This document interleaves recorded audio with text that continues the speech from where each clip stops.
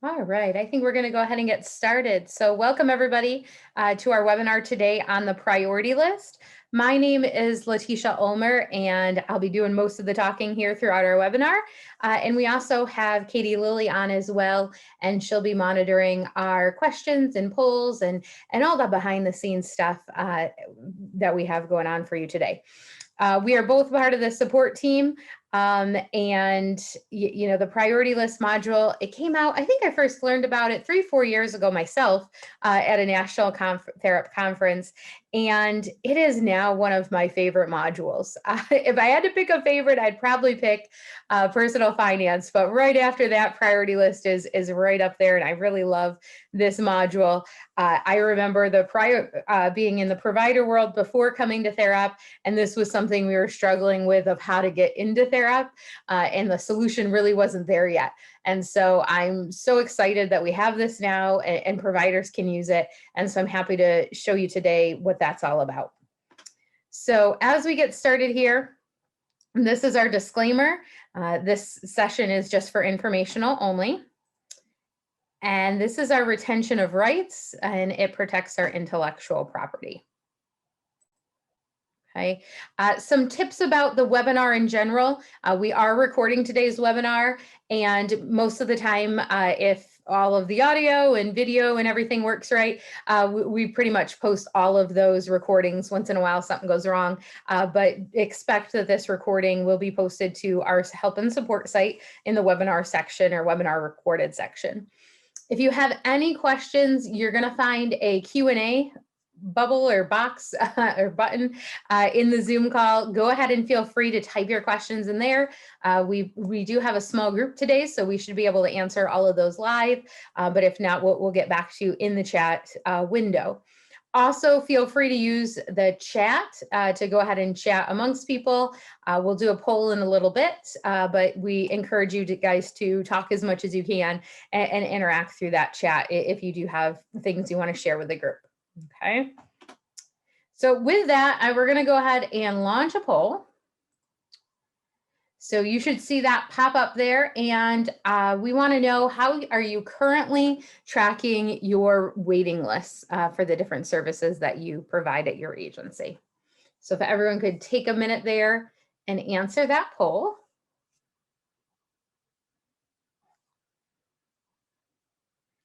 Wow, it looks like everybody's doing the same thing. That's awesome. That gives us what we can focus on talking about then. So let's go ahead and end that, and we can share the results with you guys. So 100% of you are using Excel right now. So this is going to be a great option to transfer over into Therap from your Excel. We will show you, I'll show you towards the end how you can get Excel reports. So if you are doing some fun things in Excel, as far as maybe pivot tables or charts and knowing, you know, how many people are waiting for services or how many people got declined, you'll still be able to do all of that in Excel and sort of manipulate the numbers. But we could get this into Therap so that it's much more centralized and shareable and secure. You know, that Excel doc probably just lives on one person's computer, possibly. So let's stop this poll and close that out. And back to the PowerPoint. So you guys are all using Excel, which I'm going to maybe make a little assumption here that you're not using the pending admissions notes on the IDF. That is another sort of Therap option that's out there, but we're not going to talk about that today. We're going to talk about the priority list, which would take over using those pending admissions notes. You really wouldn't have a need for those. The other thing to note is the priority list module does come with our basic package. If you have no idea what that means or no idea what's in your package, you know, definitely reach out after. We can get you in touch with your business development specialist, and they can let you know what your agency has purchased. But if your agency has purchased the basic bundle or some of our small provider bundles, this module will be included. It also includes the questionnaire as it's linked up to the priority list, which will allow you to create in an admission form, and you can create your own form with your own questions, super, super customizable. So we'll show you that as we get through it. Lots of different, tracking ability here. And again, we're going to show you all of that. And one of the highlights and the thing about this module that's different than most modules. So let's say you're using ISP programs or T-logs. That type of documentation can only occur if the individual is admitted and enrolled in a program. What's super cool about the priority list is the individual can be of any status. So they could be pending. So maybe you've never served that individual before. They could be discharged. They left your agency and now they want to come back. They could be admitted. They're receiving one service and are now interested in another. So it really can go any status. I shouldn't say any, because if someone's deleted, it's not going to work. But active, discharge, pending, you can add all of those different status of individuals to a priority list. So it's going to let you get everybody on there that you need. If you do have this in your package and you don't see it anywhere on your admin tab to do the setup or anything, get in touch. Just let us know via my issues or feedback. That does have to come from a super admin, but we'll turn that on for you. So if you're not seeing it today and you believe you should, again, reach out to us and we can get that straightened out for you. So to talk a little bit about how the flow of this information is going to go. So however this works at your agency, whether you have several different people in each department or you have one sort of central intake office, somebody is going to, let you know they're interested in services. All right. So you're going to have that initial contact. And then from there, you can go ahead and add them to a priority list. While they're active on that priority list, we have the option to add ongoing contact notes. So you could say that you had a meeting, did a phone call, etc., and add notes to that. And then eventually people come off of the list. All right. So whether they were admitted, they can come off the list, or you decided it wasn't a good placement and they come off the list, etc. We then, will remove people from the list when it becomes time. So that's the workflow of that. And again, we'll show you how we're going to set this up and then how we're going to use it. So with that, let's hop right into Therap. Okay, and I'm in a demo account and I'm certainly just going to give you an example of how we could use this for, we'll go with our example today as a residential service. And so I'm on my admin tab and we do need to do some setup before we begin using this. So we need to set up these different types and categories. The first thing to set up is a type, and you're going to click create.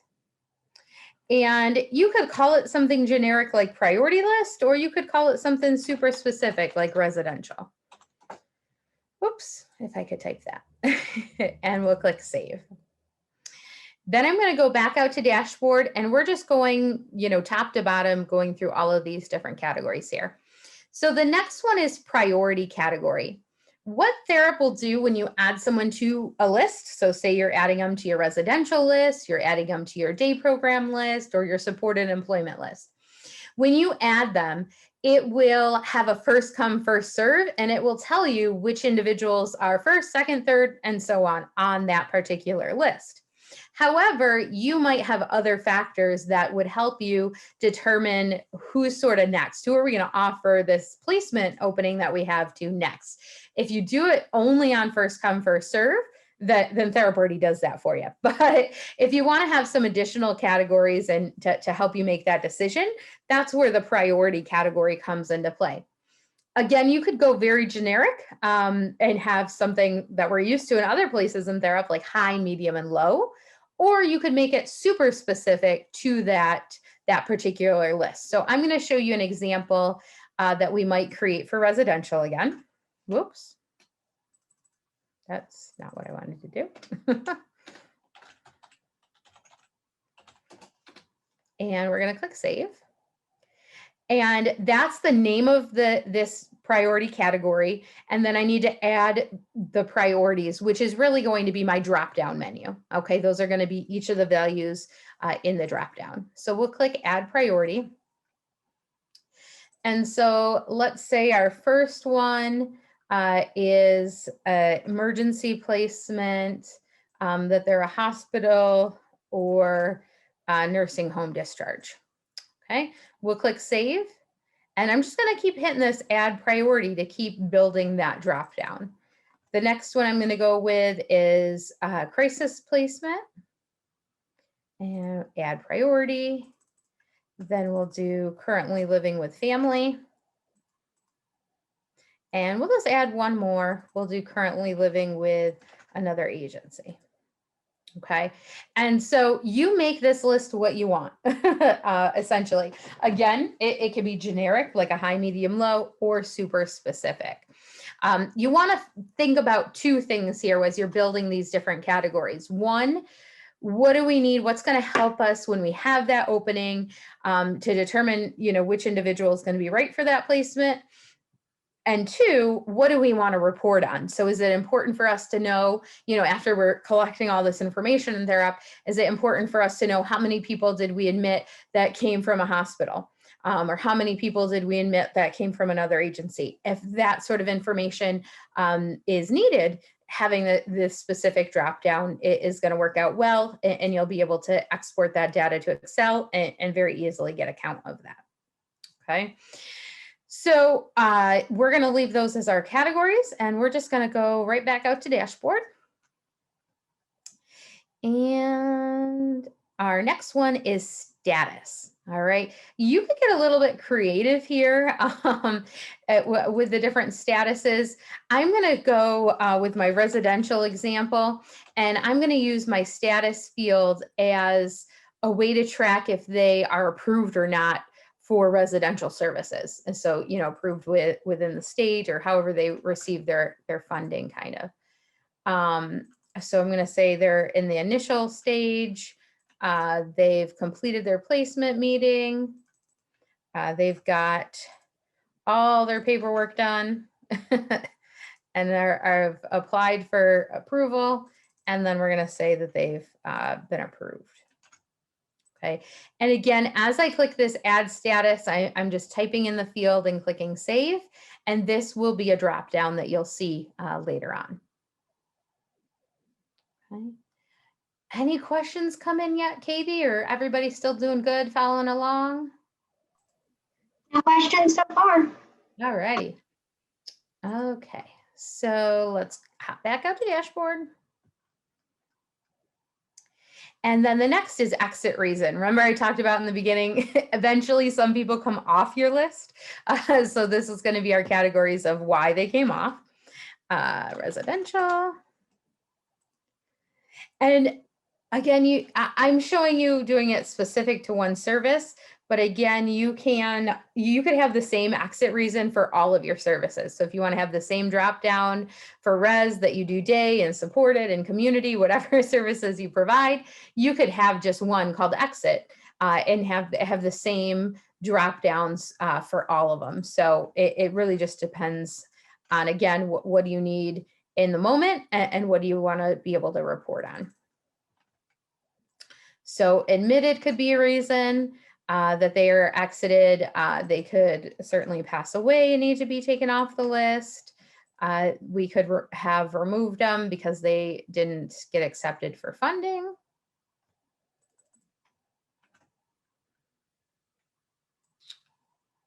And again, it's just you type in what you want, click save, you're back out at that main page, and just keep using the add button, and you can put in additional categories here.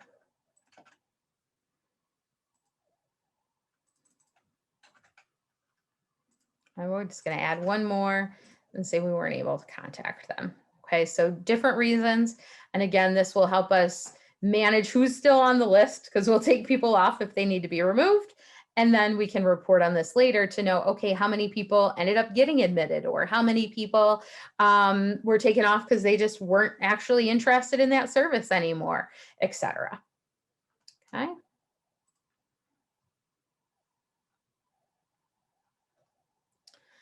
All right, one more before we go into our questionnaire is response status category. So if you remember that chart I showed you, I mean, I could even just hop back to it. In that once you add someone to the list, you can take ongoing contact notes. So the response category is going to be what our drop down is when we go to add a contact note. So when I think about response, I think, okay, did they accept or decline this placement that we offered them? But I also just want to take ongoing notes so that I can have categories there such as phone call and be able to input lots of different types of notes. So let's create a category for this. And we're going to call it residential again. And we'll click add response status. And so I am going to do the accepted placement and the declined placement. But again, I'm going to put in some other options here. And you could just call it contact. Or if you really want to be specific and you want to know, okay, did we do a phone call? Maybe we did an email. Maybe we actually had a meeting, and maybe we did a tour. You can get as specific as you want or as generic. Again, you'll have to kind of think about that and decide.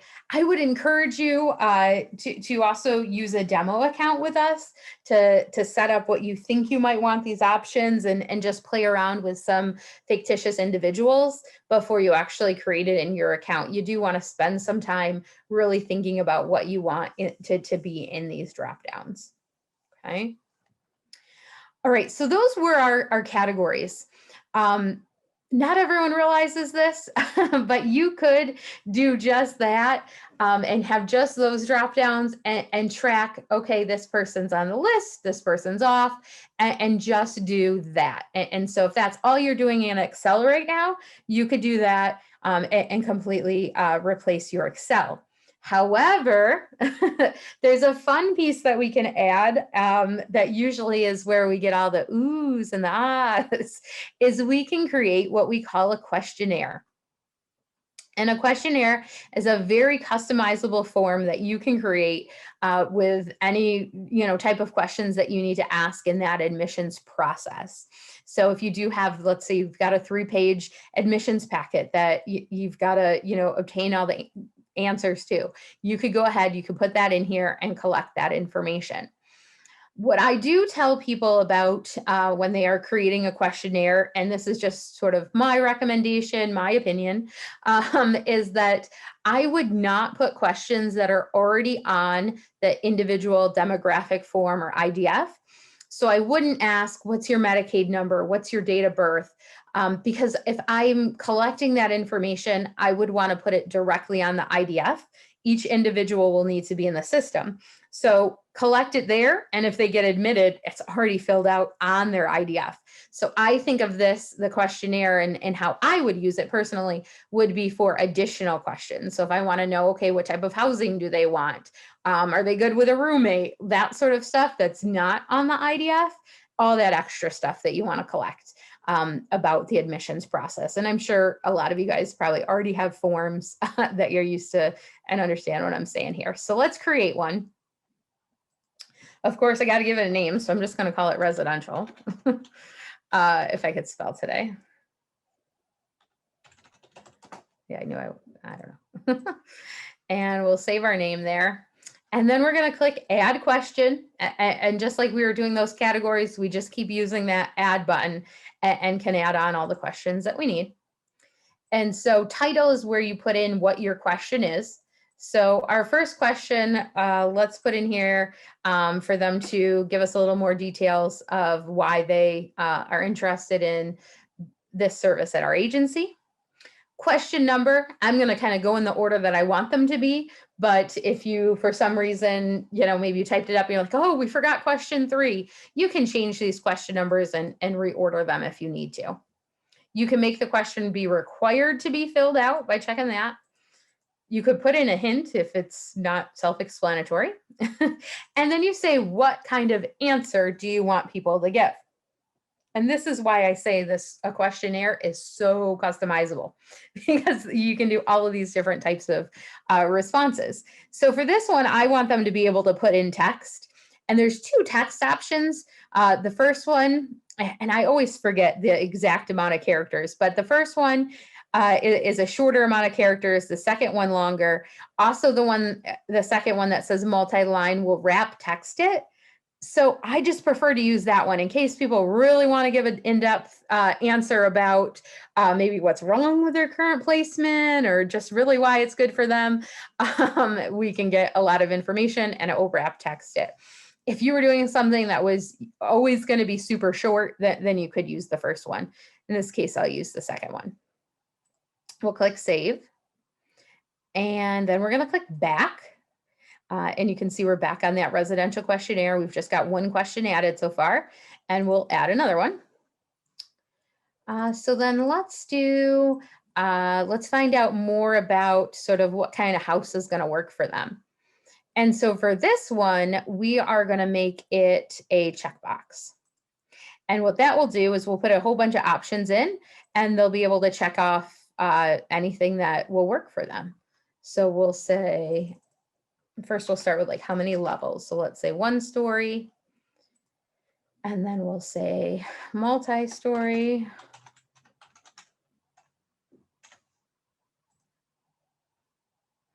And again, I know I keep going quick on this, but everything so far has got that add button. It's really the same process over and over. We'll say that they are good with a private bedroom or need a private bedroom, shared bedroom.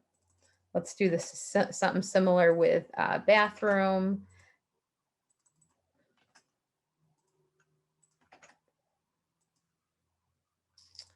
And how about let's throw pets on here. We'll say they're okay with pets or no pets.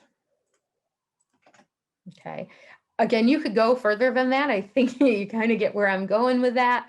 And so you can make that checklist what you need. We're going to go back out. So we've got 2 questions so far. Let's go add another one. And let's just take a peek down again at some of your different options here. So you could do something in numeric. So maybe you want to know what is their annual income. You could have that checked. We talked about text, date. Maybe you want to ask if they're not approved for services yet, what was the date they filled out their application? And you could have them put a date in. Time, similar if you need to collect time. A radio button so that you can select one of multiple different things. The drop downs, multi-select, checkbox, address. Maybe you need to obtain their current address. Read only is if you want to sort of just put in a statement that somebody would then just acknowledge. So maybe you need to put a disclaimer statement before you go over this questionnaire with them. You could have that and, say the case manager or the admissions coordinator, whoever it is that's doing this with them, could read that statement to them. Program, that would give you a list of different programs that are in your system. Login would be a list of all of your users at your agency. And then attachment. I kind of like that one. So, in that admissions process, I just think back to when I was in an agency, it was like, oh, we need a copy of this, that, and the other. So maybe one of the things we want is we want to get a copy of their last psych evaluation. So we could go ahead, we could say we need an attachment of that. And we'll save that. And you could do more than, again, you can add multiple questions. So you could ask multiple questions about attachments if you need to gather several different types of documents. Okay. Any questions on the questionnaire? How are we doing on questions? Are you guys a quiet bunch today? Yeah, it seems like they're quiet. If you guys have any questions, feel free to send them over in the question box. Yep. Okay, so let's approve this. Again, mine is just super short. I don't think anyone needs to just watch me type today, but you get the idea, and that you can customize that to replace your admissions form or something similar. Okay, and again, I really think that if I was using this, I wouldn't put things that are already on the IDF, but all the other kind of meat and potatoes that you want to know about the person to see if they're going to, if you can get them in the right placement, that's going to be good for this questionnaire. One more step, we got to tie everything together. So we're going to come back down to our priority list section on our admin tab, and we're going to go to priority list create. And what do you know? I'm going to call it residential. And then I need to say which type, category, questionnaire, which ones do I want to be for my residential list. The reason I need to do this is, again, we could be using some of the same categories for multiple different services. So if I had come up with one, let's say I had one standard exit reason or, category dropdown, I could use that for all my services if I wanted. All right, we typed them all up from scratch today. So our example, oops, and I've got 2 of these in here already, is residential for all of them. Okay, and so we'll save that. And now we can go start adding individuals to the list. All right. Again, it doesn't matter the status. So I'm just going to take a peek here at individual demographics, take a look at some individuals here. Let's see, is everybody admitted? There we go. We got some different options in here. Let's see. All right, so we could use Jane as an example of somebody that's in pending admissions. We'll use Jane, and then we'll use Liz Carter for our example of somebody that's already admitted. Okay. So if we go over to the individual tab, this is more the day-to-day, all right? Thus far, we just did that one-time setup behind the scenes. Now we're getting into, we're actually live with this. We're using it at our agency. Who needs to be added to one of our priority lists. So from the individual tab, we'll scroll down to priority list. And we're gonna go ahead and click add an individual. And we'll start with Jane. All right, so it was this Jane that was in pending. It actually looks like she already has been added to an Article 16 wait list, but that's okay. You can add people to multiple different lists. But interesting enough, I don't see the residential one here. I wonder if I forgot to approve it. Hang on, let's go back. I might have done that. We'll search for our lists. Yep, look at that. I've got it in draft, so I missed a step. So we'll approve that, and then we'll go do it. Okay, let's try that again. Here we go. So priority list, add individual. We'll find Jane. And now I can add her to this residential one. And so the only thing required is a date. So again, all agencies, of course, do this a little bit differently, or even just, different situations come up. So you got a call from a case manager and they just said, oh, I need you to, get Jane on your list. I'll call you back with more info. And maybe that's all you got. That's okay. You could just put today's date in there and go ahead and save this down at the bottom. That's all that is required. And then you could continue to update this as you have more info or as info changes. But we'll put a little more into it today. Entry time. So if it's super specific, a time that again, if you're doing that first come first serve, that's gonna to determine that who's on the list first. Data need. So, maybe Jane is currently living at home with family, but, they're hoping after summer, come fall, is really when she's looking to transition. So we could go ahead, maybe she's not looking to find placement till September, if there's a future date. Priority. And I apologize, this is where I already had residential in there twice. So I picked the wrong one. So if you that's why I always say practice in a demo account first. But if you do end up needing to revise any of your categories, name it something different. So name it residential version 2 or residential 41321. It's up to you how you name it, but name it different so you know the difference. But that, this example is similar to what we had. So she's living with family. Priority status, we're going to say she's right now just in that initial referral part. And then I'm not going to take her off. I want to add her. I have no reason to take her off yet. But if I do in the future, there's my drop down and then I give a date with it. But we're going to leave that right off. We're going to keep her still on our list. So let's save that. Okay. You also have the ability at any time to come back and edit it and add in that questionnaire. So again, maybe the process at your agency is you get a phone call, you just get some basic information, and then you hold a meeting to gather a whole bunch of more details. That's fine. If you don't fill out that whole questionnaire right in the beginning, that's okay. You can come back to it at any time. So we'll open that up and family is moving to Florida. Okay. I could save it, or I could click save and next and hop right to the next question. This one was that checkbox. So she's okay with multiple stories.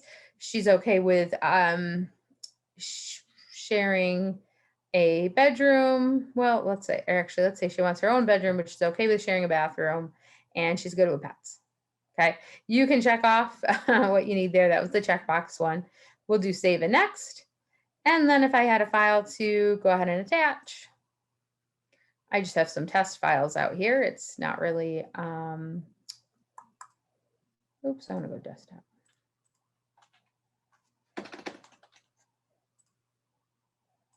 It's not really a psych eval, but again, we're on a demo account, so that's okay.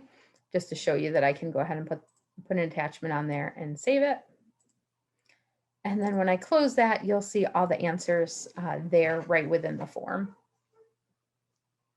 Okay, and we'll click update. And then at any point, you also can come in and add those contact notes. And again, this doesn't have to be all at once. You can reopen the form and get right here. The contact notes, again, that's where we could have the ongoing notes, as well as if we, offered a placement to them, we could say they accepted or declined. So let's put a note in for today. Now the contact, this dropdown will be anyone that's listed as an individual contact on the IDF for Jane in this case. If that's blank, you haven't added all of Jane's contacts to the IDF yet because she's just in pending admissions and you just haven't done that yet, that's fine. You could just put it here.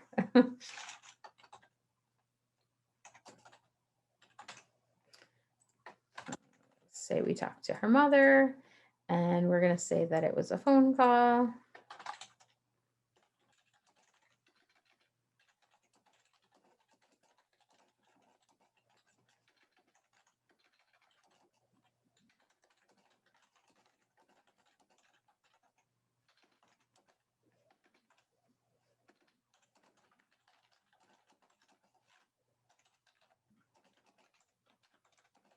All right, just an example. You can type notes in there and save those. Okay, and you can add, as many as you need there. You could continue and add notes. So then maybe on 425, you come back, you say what was discussed in the meeting, etc. You could keep adding notes. Really, when I mentioned in the beginning about the IDF having pending admissions notes, this is sort of what replaces that, but in my opinion is a bit better because you can add them again regardless of their status. So Jane is someone that's pending, so this would be an equal replacement. But if we go add Liz Carter, remember she's somebody that's admitted, so she wouldn't be able to have those pending admissions notes, but we can add her to a priority list and take all the notes we want. So this is going to work and have just a bit more functionality than that. So we could add Jane also to our residential list. And we could say she needs services. Let's put a time on here. Let's say she needs services as of the 1st. priority. She's living with another agency and she's already approved. And let's just put that in. Okay. And then we have the option, we can search for what we have in here. So if you need to know, okay, you know, who's on our list, who's waiting for residential, we could go ahead and search. You could do just a blank open search, or if you go to priority list, you could search residential. This is again where, though, if you keep wanting to change up your categories and change up your drop downs, you will have duplicates in here. So again, if you do make a mistake or just decide, you know, it wasn't a good fit and you need to redo your drop downs, call it something different, residential version 2, residential 2021, something to, you know, be able to help you determine which one is the right list to search. But if I search residential, you can see we've got 2 people waiting. We've got Jane and Liz. You can see that the enrollment sequence, that Jane, you know, was first, Liz was second. So that's where that first come, first serve. But then you've got the other information, you know, to help you determine. So you can see that Jane, even though she's first come, first serve, she's not looking to move in until September, where Liz is looking for something much sooner. Okay. You also have their priority list status, priority list. So you can kind of see where, who's looking for what. At this point, I want to switch over to an account where I have a bit more than 2 people on a list. Show you some more samples here. Again, if you guys have any questions, please feel free to talk with us here. Now's the time to ask. Well, we've got time still. All right, so I'm going to do the same thing I just did, just in an account. I know I have more examples. So I'm going to go to priority list search. This time I'm just going to search for everything so that you can kind of see, you know, if you, and again, this is, you know, replacing your Excel. And again, you could sort. So if you want to, you know, be able to see, so these are the people that I have on my 24-hour residential services. I can see first is George, second is Lizzie, so on and so forth. I can see, you know, what their current priority is, if that's high, medium, low, or, you know, I've got Margaret here who's in a crisis situation, homeless. And so maybe even though she's 4th on the list, maybe, you know, we're trying to immediately find something for her. Well, not too immediate. She was added in July, just a demo account, not real info. But that's how you could use this. Okay, so you've got all those key details here. Again, you could open any one of these and you could take notes. You could change things. So maybe you did admit her. So we could edit this. And so we're going to go ahead. We're going to say we admitted her today and get her exited off. So you could update anything on here. That's just our example. Okay. So that's the day-to-day stuff. If we want to get into more reporting, we do have a couple different reports in the report library. Too many. And Leticia, whenever you're done with the reports, we did have a question come in. Oh, let's do that first. Well, go ahead. So they said, so would it be safe to say use the naming convention of my list of group homes? So have a different group home for each one? That would depend, like they were thinking like 1st Street, 2nd Street, 3rd Street kind of thing. Yeah, exactly. That's really an agency decision. So, you know, if you get a phone call that someone's interested in residential services, it depends how you do that. Do you determine right away at that moment that you're only considering them for 1st Street or 2nd Street? Or are you just saying like they're interested in res and then later on down the road, we consider, you know, which house that they might be admitted to. So it might be that you don't go narrow it down that much. When I was saying residential, It's completely customizable. So it could go any way here. But when I was saying residential, I was thinking I want a different list for who's interested in residential services versus who's interested in day program services versus who's interested in our supported employment program. Like I wanted those to all be different buckets. You could be very specific and do each home. It just would kind of determine if you know that right off the bat when you get that initial request or initial referral. If you know that, or if you just know they're sort of interested in that group of residential, then it would be a little more generic. Good question. Okay, so back to the report. Let me narrow this down a little bit better. I gotta be able to spell though. So I'm just do this. And there's two of them in here. And so you saw on the main screen, I had all the key details, the date, the priority, the exit reason, all of that was there. So if all you need are those basic, you can run just that search and export that to Excel. But if you need to get all of their questionnaire or contact notes, it's in the report library, and kind of for a good reason, because those equal duplicate rows. And so you wouldn't want it to look like Jane was interested in residential 10 times because she had 10 contact notes. It just makes for duplicate rows. So this is sort of why it's separated out here. So we could look at all of our questionnaire answers. Let me try to do a huge date range to try to get some old stuff on here. Let's try to see if we, and we could put just res in here, but I'm going to do a, oh, nope, I can only do a year. Well, let's still try 2020.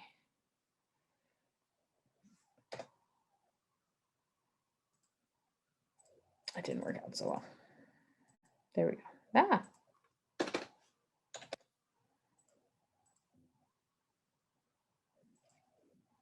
What did I do?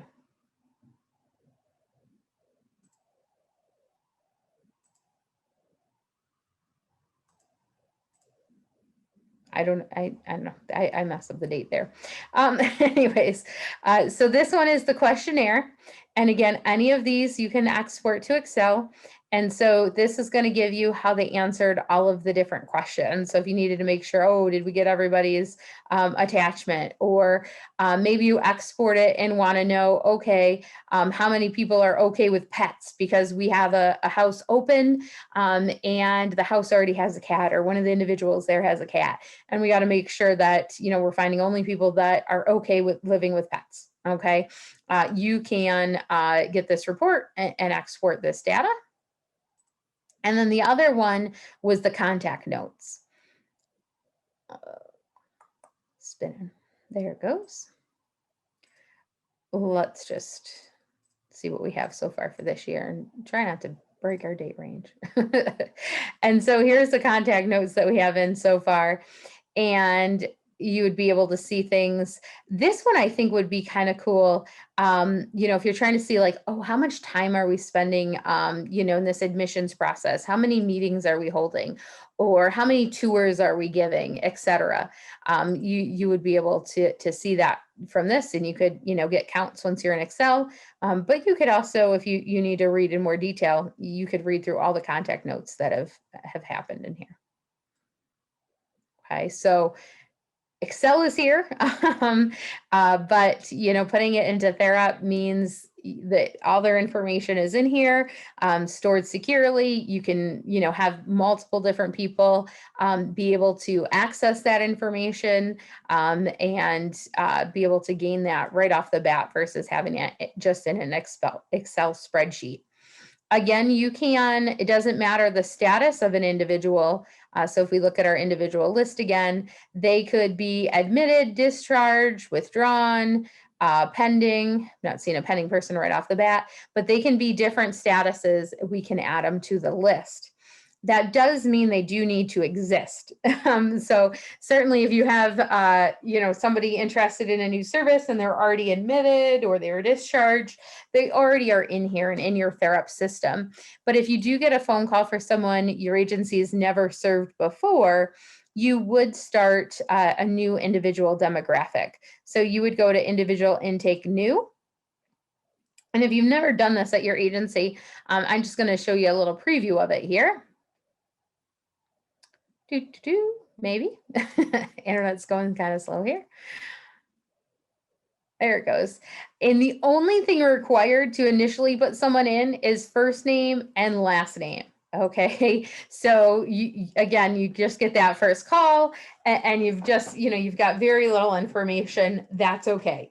And you could get them in here with their first and last name and add information on later. Again, if you get information like their gender or their Medicaid number, their social security number, add it right here because that's just going to save you time if they get admitted, you've got all that info in the right place. Okay. Questions. Oh, looks like we just got one. Does the information in the priority list, such as name, etc., auto-populate in the IDF, or must it be retyped? Yeah, so I mean, if you put somebody in here, so let's say I put Katie in here. When I go add Katie to the residential wait list or the day program wait list, her name's going to be there. It's her record, just as the IDF would integrate with other modules. So if you were to have a person in your system, you go write an ISP program, yes, their name carries over. They exist, and the priority list that you create for them are attached to that individual. It doesn't work the other way though. So like if you have a questionnaire and your questionnaire, you're asking things like social security number, it's not gonna pre-populate into the IDF. So that's where I would use the questionnaire for things in addition to the IDF info, such as, pets or no pets. That's not on the IDF. It's really not something that probably needs to be there all the time, but that's something important to, in the beginning to see, if a house is going to work for somebody or not. So just all the extra stuff that you need to know is where that questionnaire comes from. Yes, IDF first. Any other questions?